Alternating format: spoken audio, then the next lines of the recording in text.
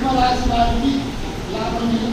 ఇక మధ్య గ్రహాలు ఏ విధంగా ఉన్నాయా అంటే మరి ఈ యొక్క సంవత్సరం సామాన్యంగా ఉంటుంది.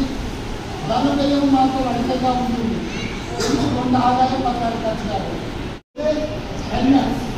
ఈ కన్య రాశి వారికి ఎలా ఉంటుందయ్యా అంటే మరి తో పాపి పాపయ్య అబ్బ పిచ్చయ్య అనే పేర్లు అయినటువంటి వారికి ఈ యొక్క ఉత్తరా నక్షత్రం వస్తుంది. తర్వాత హస్తా నక్షత్రం, హస్తా నక్షత్రము అనంతరు వినాయకుడి నక్షత్రము, పురుష దాట అనే అక్షరాలు, తర్వాత చిత్తా నక్షత్రం 1, 2 పాదాలు, అక్షరాలు, వేరమ్మ వేరయ్య అలా అక్షరంతో కూడినటువంటి పేరు కలిగినటువంటి కన్య రాశి వస్తుంది. ఈ కన్య రాశి వారికి మరి ఆదాయం ఉంటాయి అంటారు 5 ఆదాయం 5 ఖర్చు. ఇక ఈ లెక్క మీకు అందరికీ చెప్పాను. 5, 5, 10, 10, 2, 20, 21, 21, 21తో భావిస్తే 5 చేసేవారు. అంటే వీరికి కూడా లోకోపకారం, లోకానికి ఉపకారం చేసుకుంటారు. దేవుడు ఉండేదంతా కూడా దాన ధర్మాలు చేస్తూ దాన కన్నులు అవుతారు. ఇకపోతేను వీరికి మాత్రం కాస్త జాగ్రత్తగా, ఆరోగ్యం జాగ్రత్తగా ఉంటారు. మానసికంగా భయాందోళనలు ఉంటాయి. ఇకపోతే ప్రతి చిన్న విషయాన్ని కూడా చిరాకు. ఏంటంటే ఇలా అందరికీ అర్థమవుతుంది అనుకుంటారు. ఏమైనా అర్థం కాని వాళ్ళు మరి మరొకసారి అడగాలని మనస్ఫూర్తిగా కోరుకుంటున్నాను.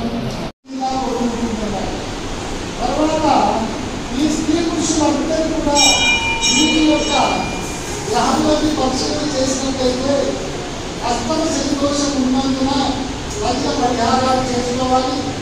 జాతకాలను ఒకసారి పరిశీలించుకొని శాంతి చేసుకోవడం ఉత్తమం. కాబట్టి అనారోగ్య బాధలు ఈ రోజున సంవత్సరం మరి సాధించబడుతుంది.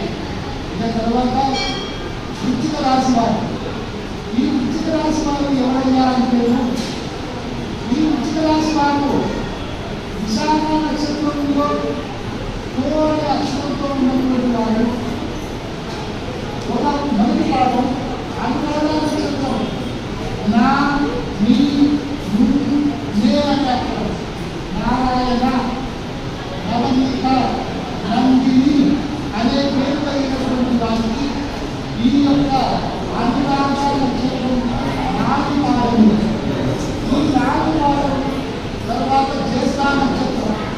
ఈ జ్యేష్ఠ నక్షత్రం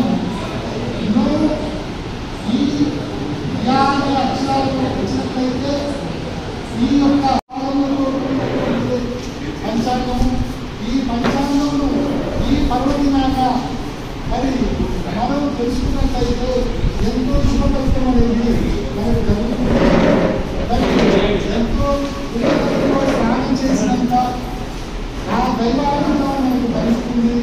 కాబట్టి ఈ యొక్క సంవత్సరం అంతా కూడా అందరూ సుఖశాంతిలో సర్వే జన సుఖినో భవంతు, సమస్త లోకాలు సుఖినో భవంతు.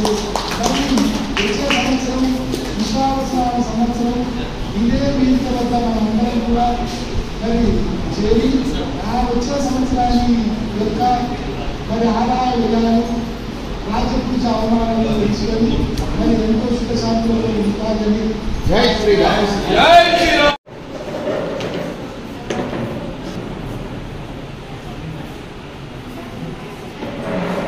జై శ్రీరామ్. జై శ్రీరామ్. జై శ్రీరామ్. జై శ్రీరామ్.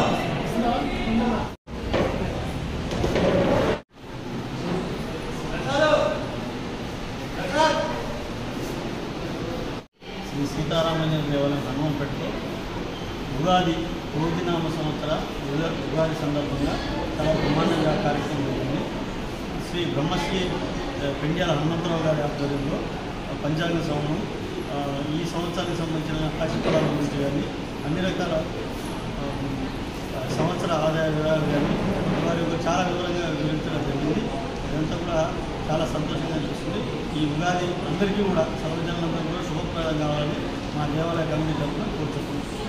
దేవస్థానంలో శ్రీ క్రోధినామ సంవత్సర ఉగాది శుభాకాంక్షలు మిర్యాలగూడ ప్రజలకి, హనుమాన ప్రజలకి మా కమిటీ వారు తెలియజేయడం జరిగింది. ఈరోజు పంచాంగ సృష్టికర్త పెండెల హనుమంతరావు గారు శ్రీ సీతారామ దేవస్థానంలో పంచాంగ శ్రవణం విపులంగా వివరించి వారి రాశిఫలాలను ఈరోజు ఈ సంవత్సరం జరగబోయే కార్యక్రమం గురించి వివరించినారు.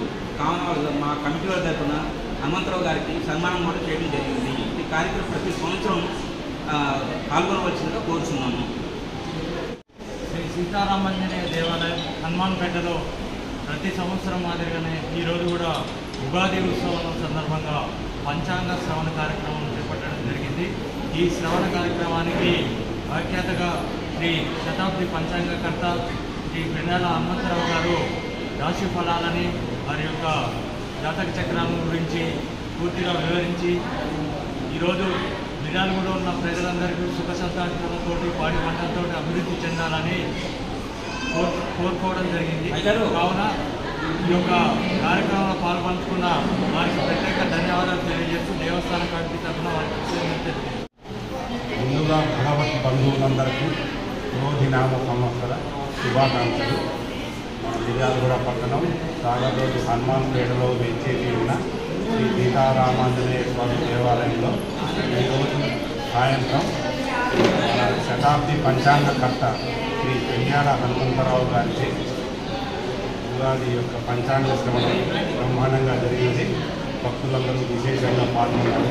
పంచాంగ శ్రవణంలో ఆదాయ వ్యయాల గురించి చాలా బాగా అందరికీ విపులంగా చర్చించి వివరించి చెప్పారు.